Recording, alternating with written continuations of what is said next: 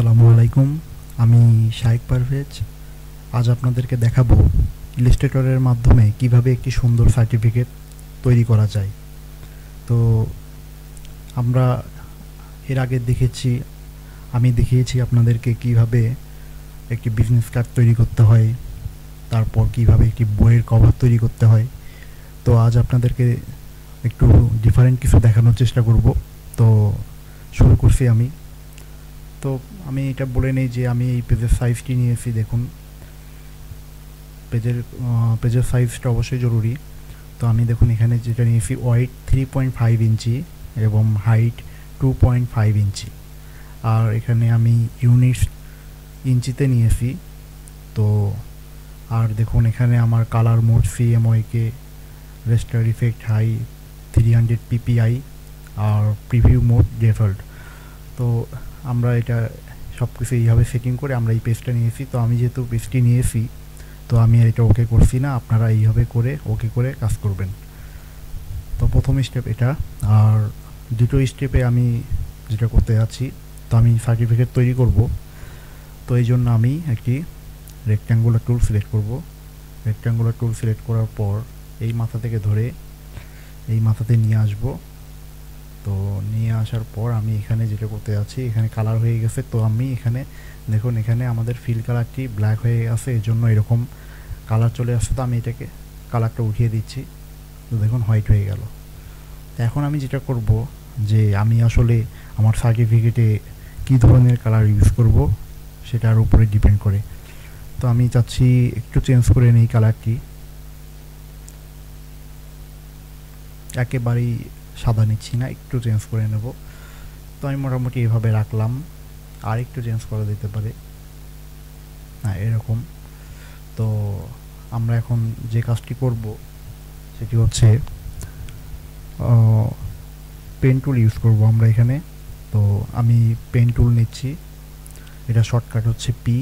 তো pen tool নিয়ে আমি এখান থেকে শুরু করি, এই অ্যাঙ্কর পয়েন্ট থেকে এই অ্যাঙ্কর পয়েন্টে নেব।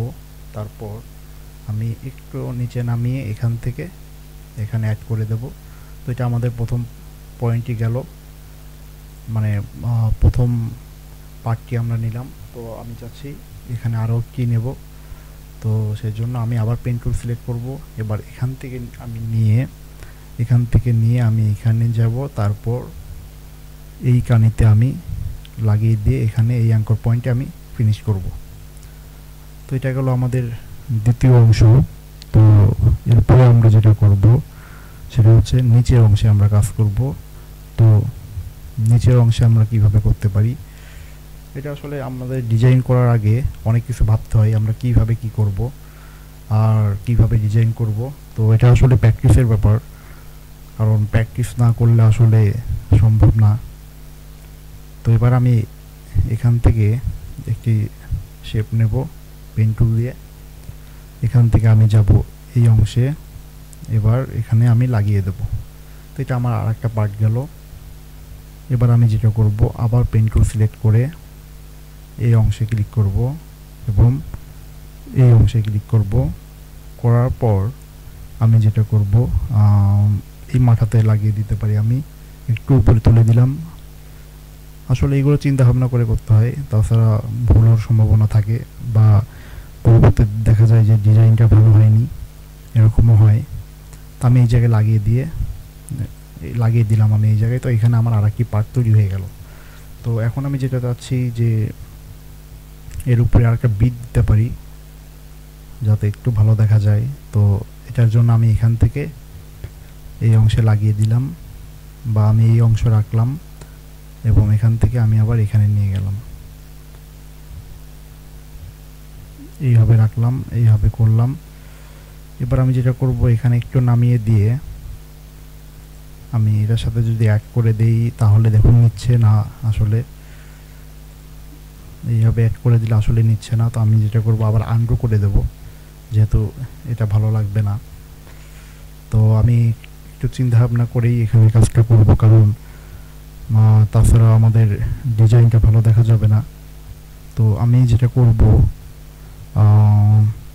এখানে আমি এটাকে এই অংশে নিয়ে যাই, বা আমি এটাকে আরও একটু বাড়িয়ে দিতে পারি, বা আর একটা কাজ করা যায়, আমি আবার আন্ডু করে এই অংশে লাগিয়ে দিলাম, লাগিয়ে দেওয়ার পর এই অংশে লাগিয়ে দিলাম। তো এটা আমার একটা পার্ট গেল। আবার পেন টুল সিলেক্ট করে আমি এখান থেকে এই অংশে যাব, তারপর এই অংশ লাগিয়ে দিয়ে এখানে একটা অ্যাড করে দেব। তো মূলত এটা আমার ডিজাইন। তো এবার আমরা যেটা করব, দেখুন ডিজাইনের পার্ট আমাদের, আমি আসলে এইভাবেই করতে যাচ্ছিলাম, তো আমি এটাকে এইভাবে রাখলাম। এখন আমরা যেটা করব, এখানে আমি কালার ইউজ করব। তো কালারগুলো বসিয়ে নেই। আমি আইড্রপার টুল দিয়ে কালারগুলো আগে থেকে সিলেক্ট করে রাখছিলাম, তো আমি কালারগুলো বসিয়ে দিচ্ছি এখন। এখানে আমি সেম কালার ইউজ করব, তো আমি আইড্রপার টুল দিয়ে এই অংশটি করে দিলাম, কালার করে দিলাম। এবার সেমভাবে এটাকেও আমি সেম কালার ইউজ করব, তো আমি আবার আইড্রপার টুল দিয়ে এই অংশকে কালার করে দিলাম। আর আমি এই দুটো অংশকে আমি ইয়েলো কালার ইউজ করব। এখানে আমি এটাকে এইভাবে করে দিলাম, আর এটাকে আমি এই অংশে করে দিলাম। তো এটা আমাদের আসলে সার্টিফিকেটটি তৈরি হলো। এখন আমাদের যে কাজটা হবে সেটা খুবই সিম্পল। আমরা এখানে ফন্টগুলো লিখব, আসলে আমরা সার্টিফিকেটে কী লিখতে যাচ্ছি সেটা লিখব। তো টেক্সট ফরম্যাট নিলাম, আমি টেক্সট টুলটা নিলাম। তো একটু জুম করে নেই কাজের সুবিধার জন্য। এবার আমরা যেটা করব, এখান থেকে আমরা ফন্টটা সিলেক্ট করে নেব।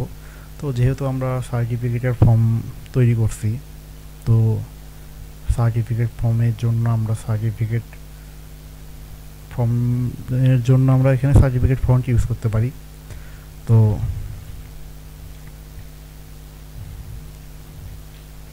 আমি এখানে সার্টিফিকেট লিখলাম।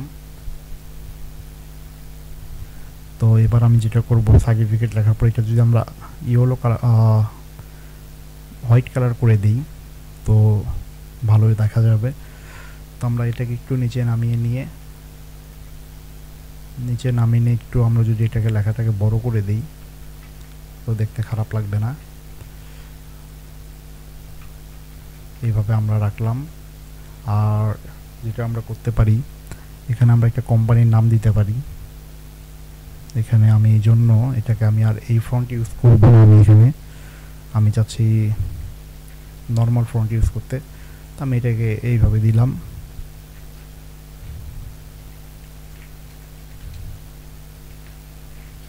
এখানে আমি লিখে রাখলাম কোম্পানি নেম। তো এই লেখাটাকে আমি একটু ছোটো করে দিচ্ছি, কারণ ওটা লেখাটা ওর ভিতরে ঢুকে যাচ্ছিল ডিজাইনের ভিতরে, যেটা অবশ্যই ভালো দেখা যেত না। তা আমি এটাকে এভাবে রাখলাম। তো দেখুন উপরের অংশের কাজ আমি মোটামুটি কমপ্লিট করে ফেলছি। এবার আমরা যেটা করব, একটু এটাকে ছোট করে নিচ্ছি। নেওয়ার পর আমরা এখন যেটা করব, যে সার্টিফিকেটে দেখবেন আমি এটাকে আগে থেকে লিখে রেখেছি। তো এই লেখাটা অবশ্যই কমন থাকবে সার্টিফিকেটে, প্রতিটা সার্টিফিকেটেই প্রায় থাকে এই লেখাটা। তো এটাকে আমি একটু বাড়িয়ে দিয়ে সমান করে নিচ্ছি, যাতে দুই পাশে সমান হয়। তো এটাকে রাখলাম। দেখুন হোয়াইট কালার ইউজ করার জন্য আসলে এটাকে আমরা দেখাতে পারছি না। তো আমি এখানে যেটা করব, এটাকে আমি অ্যারেঞ্জে গিয়ে ব্রিং টু ফ্রন্টে নিয়ে এসে এখানে আমরা যেটা করব, এখানে আমি ব্ল্যাক কালার ইউজ করব। তো দেখুন চলে আসছে আমাদের ব্ল্যাক কালারটি। তো এখানে থাকবে একটা আপনার ফান নেম লিখে দিতে পারেন। তো আমি যেহেতু আমার নামই আমি লিখছি, আপনারা আপনাদের যে কোনো নাম লিখতে পারেন, বা ক্লায়েন্ট যে নামটা দিতে বলবে সেভাবে আপনারা লিখতে পারেন। তো আমি এটাকে এভাবে করে দিলাম। আর এর নিচে কিছু ফন্ট ইউজ করব আমি। তো এটাকে আমরা যেটা করব, অ্যারেঞ্জে গিয়ে ব্রিং টু ফ্রন্ট। আসলে এই লেখাগুলো কেন এই সাদা অংশের ভিতরে ঢুকে যাচ্ছে, সেটার কারণ হচ্ছে যে আমরা প্রথমেই কিন্তু এখানে আমরা একটা বক্স তৈরি করে নিয়েছিলাম। তো তার উপরে যখন আমরা লেখাটা দেবো, স্বাভাবিকভাবে সেটা ভিতরে চলে যাবে, অর্থাৎ এই লেয়ারের ভিতরে চলে যাবে, এটাই নিয়ম। তো আমরা কিন্তু এখানে মাউসে রাইট ক্লিক করে এভাবে রাইট ক্লিক করে এনার্জিকে ব্রিং টু ফ্রন্টে গেলেই ভিতরে থাকা লেখাটি সামনে চলে আসবে। এটা শুধু লেখা না, যে কোনো কিছুই হতে পারে, তো আমরা সেটা নিয়ে আসতে পারি। তো আমরা এখন দেখুন এই লেখাটি আমরা চাচ্ছি যে একটু সমান করে নিতে, তো আর একটু বড় করে নিতে। তো আমরা আগে এটাকে একটু বড় করে নিই।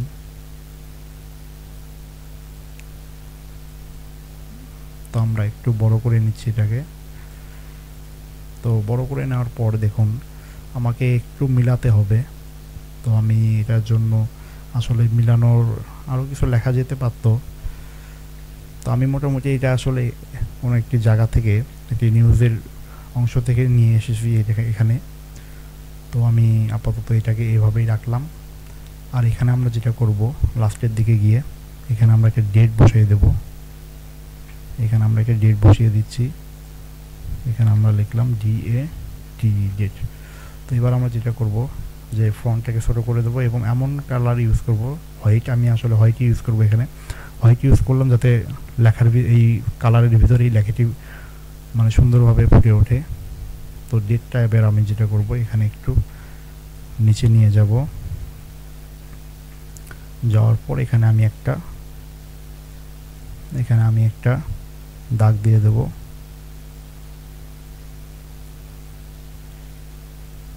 এখানে আমি স্ট্রোকটা অন করে দিলাম। আর এখানে এটা ব্ল্যাক কালারই থাকবে, তো আমি ব্ল্যাক করে দিলাম। তো ব্ল্যাক করে দিলে দেখুন এটা বোঝা যাচ্ছে না, তো আমি এটাকে হোয়াইটই করে দিচ্ছি। তো আমি এটাকে হোয়াইট করে দিলাম, মাঝখানে নিয়ে এসে দিলাম। এবার আমরা এখানে যেটা করব, এখানে আমি একটা সিগনেচার দেওয়ার জন্য এই অংশটি এখানে আমি এখানে সিগনেচার লিখে দিলাম। তো সিগনেচার এখানে আমি হোয়াইট কালার ইউজ করলাম। সরি, আসলে এটাতে আমার যেটা সমস্যা হয়েছিল যে আমি এখানে স্ট্রোক কালার নিয়েছিলাম। তো আমি এখানে আসলে স্ট্রোক কালার নেবো না, ফিল কালার নেবো। তো আমি এটাকে হোয়াইট করে দিলাম। তো হোয়াইট করে দেওয়ার পর এটাকে আমি আবার গুছিয়ে লিখবো, তো মানে সাজিয়ে নেব। তো সাজিয়ে নেওয়ার পরে আমি আবার এখানে লাইন সেগমেন্টে যাব। যাওয়ার পর এইভাবে একটি লাইন নেব। লাইন নেওয়ার পর এটা স্ট্রোক অন করে দেব। তো এটাকে আরেকটু সমান করে এরকমই ভালো আছে। তো মোটামুটি এইভাবে আসলো এবং আমরা তৈরি করে ফেললাম একটি নর্মাল সার্টিফিকেট। তো আপনাদের যদি আমার ভিডিওগুলো ভালো লেগে থাকে তো অবশ্যই আমার চ্যানেলকে সাবস্ক্রাইব করবেন, আর অবশ্যই লাইক দিবেন, কমেন্টে আপনার মতামত জানাবেন, শেয়ার দিবেন। সবাইকে ধন্যবাদ জানিয়ে এখানে শেষ করছি। আল্লাহ হাফেজ।